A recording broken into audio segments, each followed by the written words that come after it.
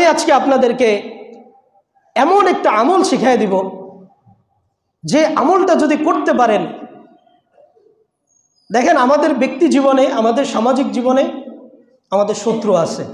শত্রু বলতে আমার উন্নতি একজনের সহ্য হয় না, পিছনে পিছনে আমার ক্ষতি করার চেষ্টা করে, সব সময় আমার খারাপ চায়। এমন শত্রু কি আমাদের আছে না নাই? আছে। এই শত্রুটা পর্যন্ত আপনার পরম বন্ধুতে রূপান্তর হয়ে যাবে, আপনার প্রশংসা করবে। সুবহানাল্লাহ। সেই আমলটা শিখবেন। সেই আমলটা আল্লাহ তাআলা শিখাই দিতেছেন সূরা হামিম সিজদার 33 এবং 34 নম্বর আয়াতের মধ্যে।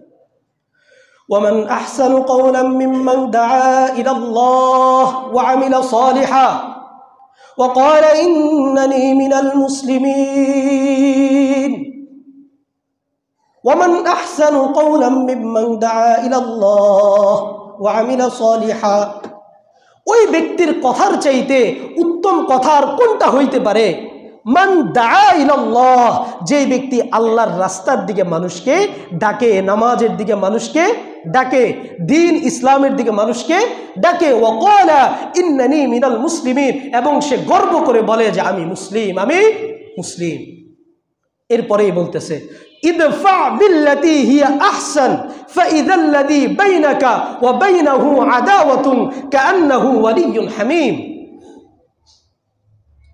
তোমার শত্রু তোমার সাথে খারাপ ব্যবহার করছে, তুমি তার সাথে ভালো ব্যবহার করো। তোমার শত্রু তোমার মুখের উপরে দরজাটা বন্ধ করে দিছে, তুমি তার মুখের উপরে দরজাটা খুলে দাও। তোমার শত্রু তোমাকে ঠকাইছে, তুমি তারে জিতায়া দাও।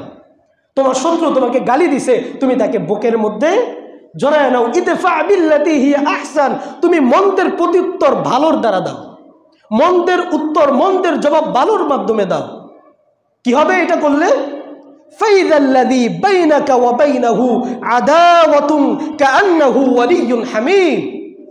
এমনটা যদি তুমি করতে পারো, তোমার শত্রুর সাথে যদি তুমি এমন আচরণ করতে পারো, তোমার শত্রুকে যদি তুমি এমনভাবে দাওয়াত দিতে পারো, ফাইযাল্লাযী বাইনাকা ওয়া বাইনাহু আদাওয়াতুন, তাহলে যদি তোমার এবং তোমার শত্রুর মধ্যে বিরাট শত্রুতাও থাকে, কাআন্নাহু ওয়ালিয়্যুন হামীম, সে তোমার অন্তরঙ্গ বন্ধুতে পরিণত হয়ে যাবে। সুবহানাল্লাহ।